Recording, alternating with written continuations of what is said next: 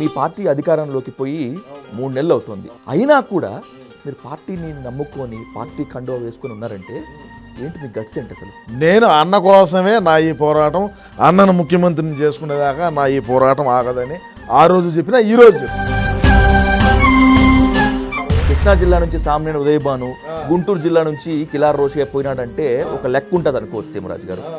జగన్కి మీ అన్నకి సమీప బంధువు, మీకు కూడా అత్యంత బాలేని కూడా పోనీ ఏమవుతుంది, మా అన్న చెప్పినాడు కదా, పోతే ఏమి యాసీని లీడర్ పోతా ఉన్నాడు, ఏమవుతుంది నీళ్ళు ఏమవుతుంది, ఇంకోరు వస్తారు.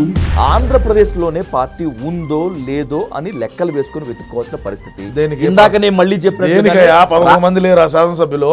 ఎంతమంది ఉంటారనేటువంటిది కదా ప్రశ్న మునుముందు. ఏం ఎంతమంది వండుకుంటే ఉండేవాడు ఉంటాడో, పార్టీ పెట్టినోడైతే ఆడికి వాడు కదా.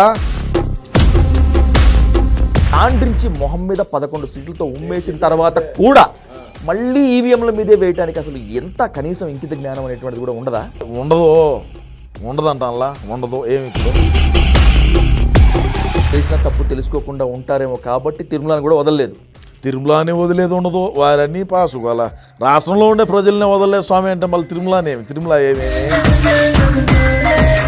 అసలు ఎట్లొచ్చిందబ్బా తిరుమలని టచ్ చేయాలని, లేకపోతే తిరుమలలో కల్తీ నెయ్యి పంపించాలని, లేకపోతే అసలు అక్కడ మన వాళ్ళని పాగా వేయించాలనేటువంటిది? కాళహస్తిలో భారీగా అవినీతి జరుగుతుంది, అతి త్వరలో బయటకు వస్తాం. చివరికి కాళహస్తి పరమేశ్వరుని కూడా వదలలే. వారిని పరమేశ్వరుని వదిలేదులే, వెంకటేశ్వర స్వామిని వదిలేదులే. అధికారంలో ఉన్నప్పుడు చొక్కా గుండీలు 3 విప్పి, మెళ్ళలో 4 రుద్రాక్షమాల, చేతికి కాశీదార రుద్రాక్షమాలతో విర్రవీగి రెచ్చిపోయి పచ్చి బూతులతో విరుచుకుపడ్డ కొడాలి నాని కట్ చేస్తే నిన్న కనిపించారు. క్యాన్సర్ ఫైనల్ స్టేజ్లో ఉన్నాడు. ఏం మాట్లాడతాడు? అయినా కూడా కాస్త పౌరుషం పవర్గానే మాట్లాడారు నిన్న. మాట్లాడుంటాడు, క్వార్టర్ కొట్టుంటాడు, కొద్దిగా పౌరుషం వచ్చుంటాడు, మాట్లాడుంటాడు. వాళ్ళకే వాళ్ళు వచ్చి ప్రెస్ మీట్ పెట్టారా, లేకపోతే మీ పార్టీ మాకు దిక్కు లేదురా, మాట్లాడేవాడు ఎవడు లేడు, అంబటి మాట్లాడుతుంటే ఎవడు పట్టించుకోవట్లేదు, మీరన్నా రాండ్రా బాబు వచ్చి మాట్లాడేవి అడుక్కున్నారా? ఈ మునమోపులే, ఈ ముగ్గురే నాశనం చేసి చెన్నై పాలిటిక్స్లోకి రోజా గారు వెళ్ళి ఏం చేస్తారు? నిజంగా వెళ్తారా? ఏడు చేసిన లంగా పనులు, ఏడు చేసిన అవినీతి డెకాయిట్లు ఏందనేది అక్కడ తెలుసు. 28వ తారీఖున మీ అన్నయ్య రేపు రాత్రికి పోతాడులేబ్బా. అదే అసలు వెళ్తారు, అది కూడా కాలినడకన. ఆడికి పోలేకనే కదా స్వామి 5 కోట్లు పెట్టి సెట్ వేయించుకునేది కొంపకాడ. 5 కోట్లు మళ్ళా తీర్థం పోతే ఇట్లా అంటారు, ఇట్టంటే ఇంకెట్టి గారిపోయా.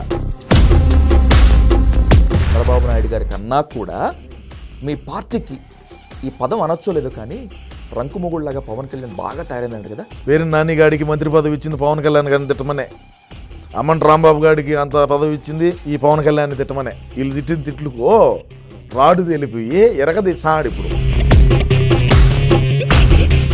అదే మేంగన వచ్చినట్టు అధికారం లేక మొన్న తెలుగుదేశం వాళ్ళు, జనసేన వాళ్ళు ఇప్పటికి జైలు నిండిపోయిండు కథ.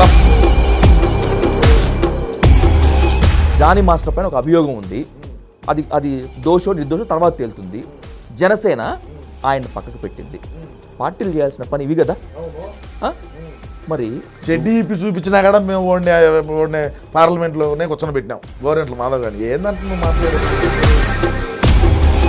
అంతవాడు శ్రీనివాసు ఏమి 50 ఏళ్ళు ఉన్నాయి, ఆమెకు 33 సంవత్సరాలంట, ప్రమాణంగా డాన్సులు వేసుకుంటారు. సిద్ధం సభలు పెట్టినాము గుర్తున్నదా? దేనికైనా సిద్ధమే, లోపలికి పోయేదానికి సిద్ధమే, విచారణకు సిద్ధమే, గొడవలు సృష్టించేదానికి సిద్ధమే, కులాల మధ్య చిచ్చు పెట్టేదానికి సిద్ధమే, మతాల మధ్య చిచ్చు పెట్టేదానికి సిద్ధమే, దేనికైనా సిద్ధమని ఆ రోజే చెప్పినాం.